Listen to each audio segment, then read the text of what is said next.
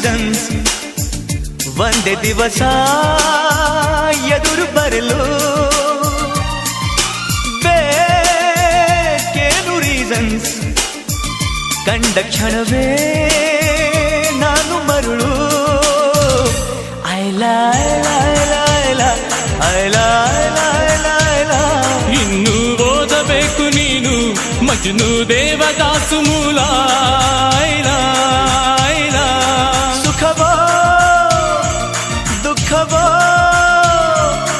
ನಾನಂತೂ ಅವಳಿಗೆ ಮೀಸಲು ಟೈಟಾನಿಕ್ ಹೀರೋ ನನ್ನ ಚೆಲುವೆ ಅವಳಿಗೆ ನನ್ನ ಮನಸ್ಸು ಮೀಸಲು ಈ ಕನಸು ಮೀಸಲು